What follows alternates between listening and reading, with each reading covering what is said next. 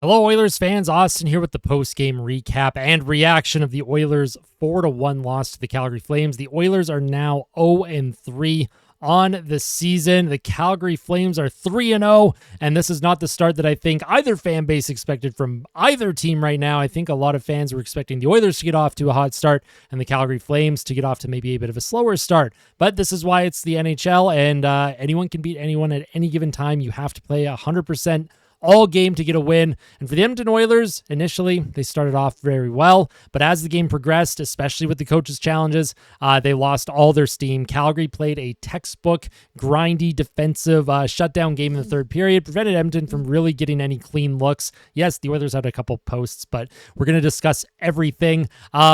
After the game tonight, I did a Game Over Edmonton host over on the Game Over Edmonton YouTube channel. That is somewhere that you can find me periodically during the season. I am one of the co-hosts over there. So if you want to check out Game Over Edmonton, make sure you head on over there. I'll leave a link in the description. Click on that link, subscribe to Game Over Edmonton. Let's get them over 100 subscribers and build a terrific community.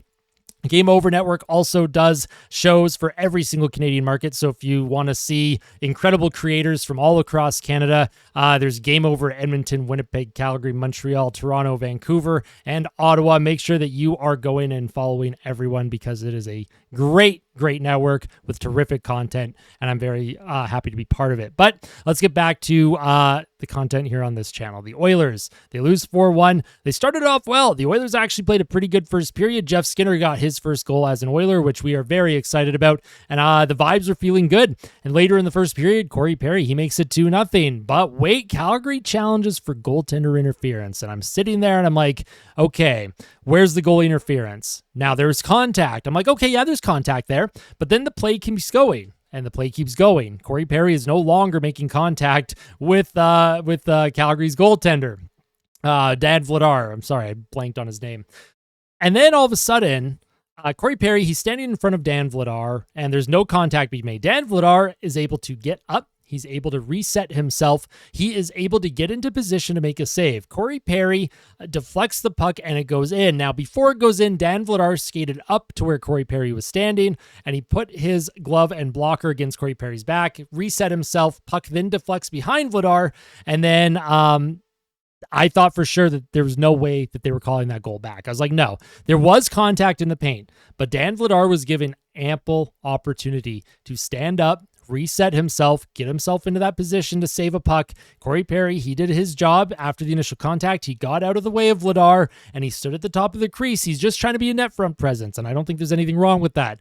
However, the NHL saw that differently. They said that that was goaltender interference. And the NHL, the way they worded it, they basically said Corey Perry had significant, he was a significant presence in the crease, not allowing Dan Vladar to move freely in his crease to make the save. And I do not agree with that decision at all. I think it was a horrible, horrible decision. My Game Over Edmonton guest host tonight, Matt DeMille from Game Over Calgary, he's a big Flames fan. Even he agreed for the most part that he thought that that was an interesting one. He did not think that the goal would get called back. He thought it was going to count. And for me too, and I'm sure everyone in oil country and even around the rest of the league, the reactions across the NHL from writers to reporters, media members, content creators, I think it's pretty safe to say the NHL got this one wrong because it's like they tend to make up the rules as they go. They make up how they want to word their explanation for why something does or does not count. And as a fan of this sport, hockey is the absolute greatest sport on the planet. The NHL is the worst sports league on the planet. They tend to make things up as they go, and it's incredibly frustrating because nobody ever knows what is a goal. The Oilers actually, this is not the only goal they had called back. In the second period, Edmonton did score again, but that one was also called back for offside. Victor Arvidsson was called for offside. There was no reason for Victor Arvidsson to go offside on that play, and that one was a lot easier. That, you know, when they challenged that and they showed where Arvidsson was when the puck was crossing the blue line, Arvidsson was he was already over a foot across the blue line. That's the easiest offside call to make. I'm not mad about that one, but I will tell you what I am mad at.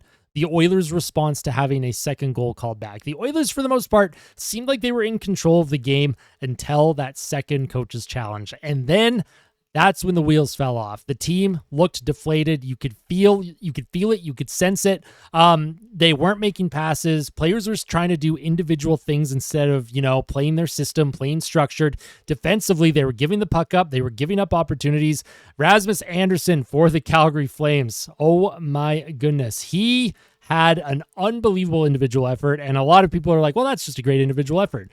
The defensive zone coverage by the Edmonton Oilers top players. That top line, by the way, McDavid, Hyman, and Jeff Skinner, they had good moments in the first half of the game, but defensively this season, Connor McDavid, Ryan Nugent-Hopkins, Leon Draisaitl, they have been putrid. And on Anderson's goal, I don't even know what to say, man. Zach Hyman would throw a hit. He missed. He was able to dipsy-do. He skated by McDavid. McDavid kind of threw his stick at him. Nobody's taking a body. Nobody's getting in a shooting lane. Nobody's blocking a shot. Now, you also want to save there. I think Stuart Skinner should have made a save there. Clear shooting lane. It was not super in close. Now, it is a high danger area of the ice. I do agree. Would have liked to save. At the same time, the Oilers need to figure this out defensively. Why are other teams playing this gritty defensive style hockey where you look at the advanced analytics, and I love advanced analytics. I love numbers. I love math. I think it's great. But using my eyes, what I'm watching right now, I mentioned this last night in the postgame for the Oilers and Blackhawks. Chicago played the third period the way you need to play a third period to beat Edmonton and prevent their top players from scoring goals. They make your life miserable in the defensive zone. The Edmonton Oilers, whenever they had the puck tonight against Calgary, the Calgary Flames were making life miserable. And we can talk about the officiating, the calls, non-calls, whether Edmonton should have had more power plays, whether Calgary should have had less power plays. That doesn't matter to me. What matters is the refs weren't calling anything. They were letting the players, for the most part, decide this game. And the Calgary Flames, when push comes to shove, we're having their way with the Edmonton Oilers. The Oilers do not have a physical identity right now. They are sorely missing Evander Kane when it comes to that physical, nasty side where you need players to play a little bit on the edge. But there are other players in this lineup that can play on an edge and have in the past. Where is Darnell Nurse? Where is Corey Perry? Where are these guys that in previous years might have, mucked it up with someone? Look at Backlund slash on the back of Stuart Skinner's leg in the first period. Nobody on Edmonton responded to that. Nobody. They went to the ref. They went crying to the ref. Stuart Skinner and the players on the ice during the commercial break, they went right up to the refs and they were demanding an explanation. They were screaming their heads off and they were so mad. Well, holy crap, boys. Why don't you take that energy, that frustration? You're mad that your goaltender was slashed and the ref did not call that goalie interference behind the Oilers' goal. Why don't you take that frustration and go hit somebody? Why don't you go make life miserable for the Calgary Flames forwards? Why don't you make it so that nobody on the Flames can do that to Stuart Skinner again? Don't even let them get behind the net. Just rub them out along the boards. Do something. Do anything other than they did tonight.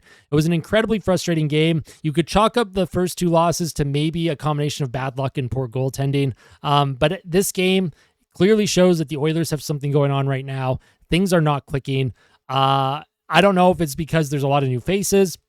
I don't know if it's because they started the season at home. Preseason didn't go well. And then before the season started, all the pundits had Edmonton. Oh, you're the Cup favorites. You're the Cup favorites. Edmonton, the Vegas betting odds had Edmonton as the top-ranked team to win the Stanley Cup.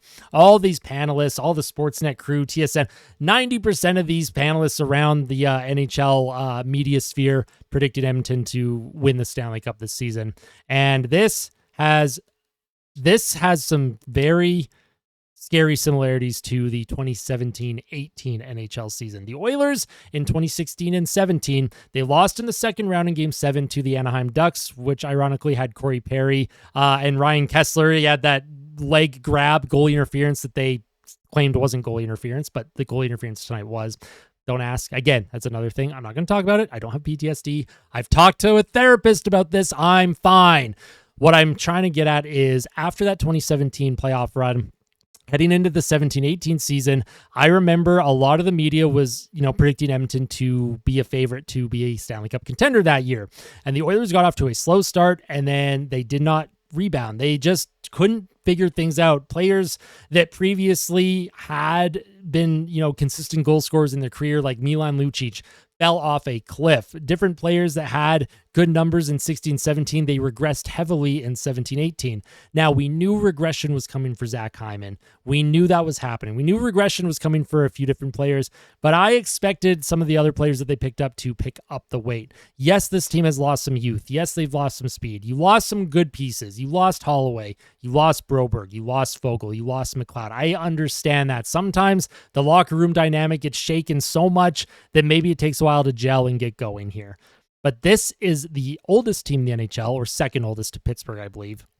You have enough veterans in this locker room. You have enough players with playoff experience, enough players that have gone through hardships. Ryan Nugent-Hopkins has been around for the worst years in Oilers history and some of the best. You'd think these guys would be mentally able to figure things out and rally not only the team around them, but themselves. Find it in themselves to be a difference maker. And right now for the Edmonton Oilers, I don't know what their identity is, and they're struggling. So if Edmonton can find a way to get a win on Tuesday against Philly, just to feel good about their game and give fans something to feel good about too, because everyone that is paying good money to go watch this right now, holy smokes. We're going to have a lot to talk about in the day after video tomorrow or today, depending on when you're watching this video. So if you look forward to that, make sure you hit that like button. I'm going to end things here before I lose my voice completely.